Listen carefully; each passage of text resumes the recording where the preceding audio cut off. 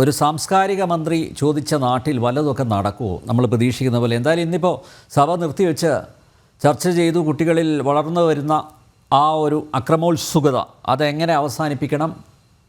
പ്രതിപക്ഷവും ഭരണപക്ഷവും അവരുടെ പ്രതിനിധികൾ വളരെ ശക്തമായി ചില കാര്യങ്ങളൊക്കെ അവതരിപ്പിച്ചിട്ടുണ്ട്. പക്ഷേ ഇതൊക്കെ നടപ്പിലാക്കാനുള്ള ആർജവം ഭരണകൂടത്തിനുണ്ടോ? നേരത്തെ ചൂണ്ടിക്കാണിച്ചതുപോലെ ഇത് തെറ്റെന്ന് ചൂണ്ടിക്കാണിക്കുന്ന ഉദ്യോഗസ്ഥനെതിരെ നടപടി സ്വീകരിക്കുന്നു. അവരുടെ ആത്മവീര്യം കെടുത്തുന്ന ചില ഇടപെടലുകൾ സർക്കാരിൻ്റെ ഭാഗത്തു നിന്ന് ഉണ്ടാകുന്നു. പ്രതീക്ഷയ്ക്ക് വകയുണ്ടോ ശ്രീ ഗോകുൽദാസ്?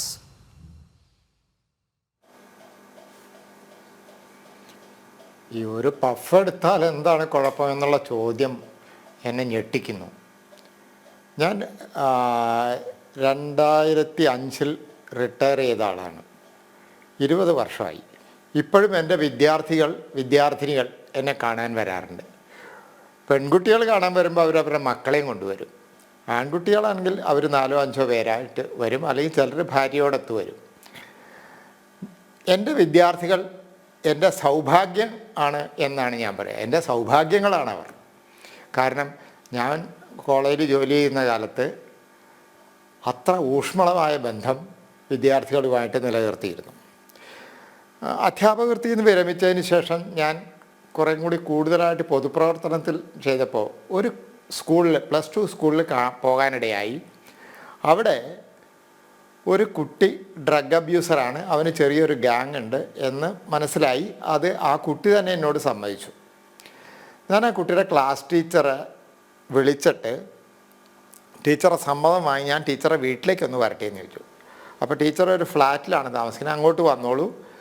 ഞാൻ 5 തൊട്ട് 6 വരെ അവിടെ തന്നെ ഞാൻ അവിടെ ചെന്നു. എന്നിട്ട് ടീച്ചറോട് ഈ കുട്ടിയുടെ കാര്യം പറഞ്ഞു. ആണ് ക്ലാസ് ടീച്ചർ. അപ്പോൾ ടീച്ചർ എനിക്ക് തന്ന മറുപടി എന്നെ ഞെട്ടിച്ചു. സാറേ, ഞാൻ 2 പെൺമക്കളും ആയിട്ട് ഇവിടെ ഫ്ലാറ്റിൽ താമസിക്കുകയാണ്. ഭർത്താവ് ഗൾഫിലാണ്. ഞാൻ ആ കുട്ടിയെ വിളിച്ച് വഴക്ക് പറഞ്ഞാൽ അവനെന്താ പറയാമെന്ന് എനിക്കറിയാം. ഞാൻ ഇന്ന് ആത്മഹത്യ ചെയ്യും. ടീച്ചർ എന്നെ ശാസിച്ചു എന്ന് കാരണം എഴുതി വയ്ക്കും. അങ്ങനെ ഭീഷണിപ്പെടുത്തും. അങ്ങനെ ഭീഷണിപ്പെടുത്തിയ സംഭവം ടീച്ചർക്ക് നേരിട്ടറിയാം.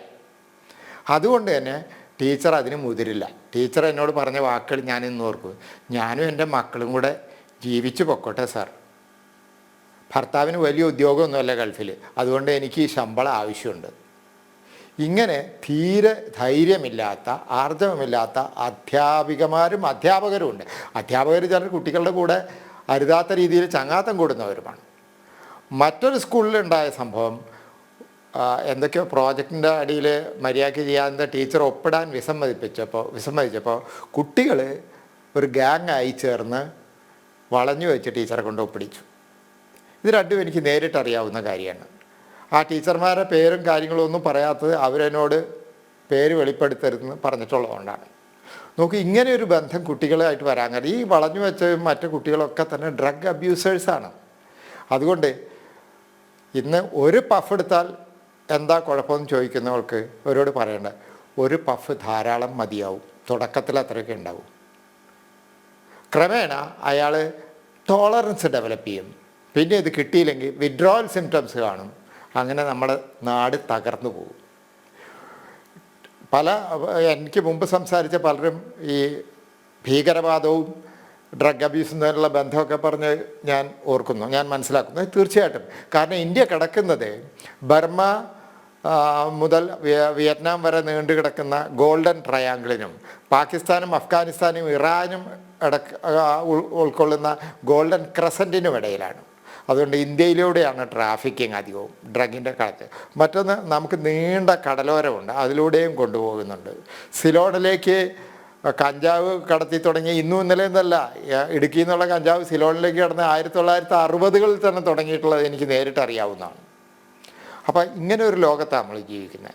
അതുകൊണ്ട് ഒരു പഫിനെക്കുറിച്ചോ ഈ കുട്ടികളുടെ അതൊന്നും കുഴപ്പമില്ല എന്ന് പറയുന്ന രാഷ്ട്രീയ നേതൃത്വത്തിൻ്റെ ആത്മാർത്ഥതയെ ഞാൻ സംശയിക്കുന്നു.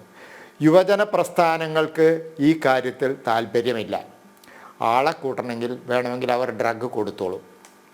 ഒരു കാര്യം ഞാൻ രാഷ്ട്രീയ പ്രവർത്തകരോടൊക്കെ പറയുന്നുണ്ട്, കക്ഷി രാഷ്ട്രീയത്തിനനുസരിച്ച് താളം മാറ്റി ചവിട്ടണം. നിങ്ങളുടെ വീടിൻ്റെ ബാക്ക് യാർഡിൽ വിഷപ്പാമ്പിനെ വളർത്തിയാൽ അതിൻ്റെ ലക്ഷ്യം ചിലപ്പോൾ അയൽക്കാരൻ വരുമ്പോൾ കടിക്കണം എന്നായിരിക്കും, പക്ഷെ പാമ്പ് നിങ്ങളെ വിട്ടെന്ന് വരില്ല.